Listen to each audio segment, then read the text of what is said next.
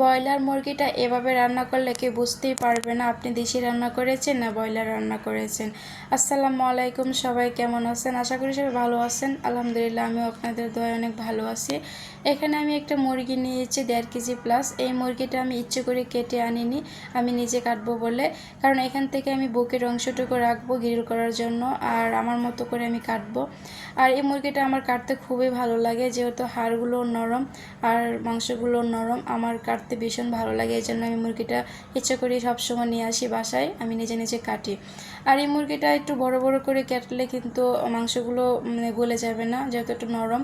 আর এ দুটি পিস আমি রাখবো, পরে একদিন গ্রিল করে আপনাদেরকে দেখাবো। আর এখানে আমি এই মাংসটুকু নিয়েছি রান্না করব। প্রথমে আমি অনেকগুলো পেঁয়াজ কুচি দিয়েছি। পেঁয়াজ কুচিটা এই রান্নার মধ্যে প্রয়োজনের মতো বেশি লাগবে, তাহলে কিন্তু রান্নাটা খুবই ভালো লাগে। সামান্য তেল দিয়ে পেঁয়াজটা আমি আগে ভাজি করে নিব।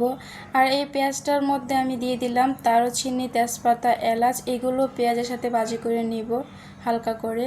তারপর এখানে আদা রসুন বাটাও দিয়ে দিব। এগুলো আমি ফ্রেশ বেটেছি একটু আগে। আমি ফ্রেশ বাটাবাটি করে রান্না করতে খুব পছন্দ করি। ফ্রিজে বেশি দিন আমি মশলাপাতি রাখি না, আমার ভালো লাগে না। আর এখানে আমি এক এক করে আমার প্রয়োজন মতো সব মশলা আমি দিয়ে দিচ্ছি। সাথে অল্প একটু পানি দিয়ে মশলাটা আমি ভীষণ সময় নিয়ে কষাবো। আর এই মশলাটা যত বেশি কষাবেন ততই কিন্তু কাঁচা গন্ধ থাকবে না, টেস্ট ভালো আসবে।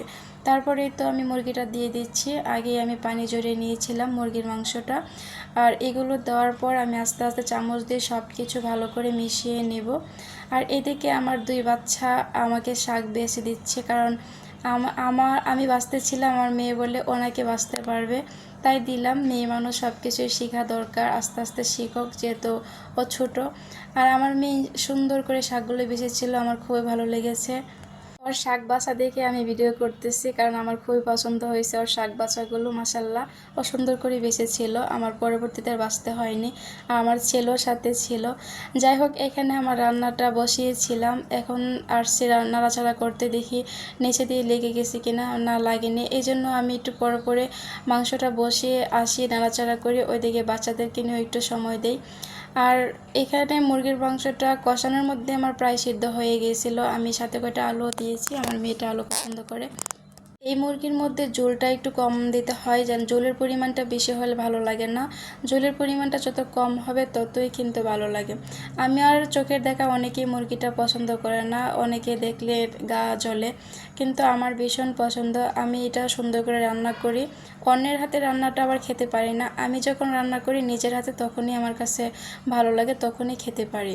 আর অন্য কেউ রান্না করে দিলে আমার কাছে ভালো লাগে না, আমি খেতে পারি না। সবাই ভালো থাকবেন। আসসালাম।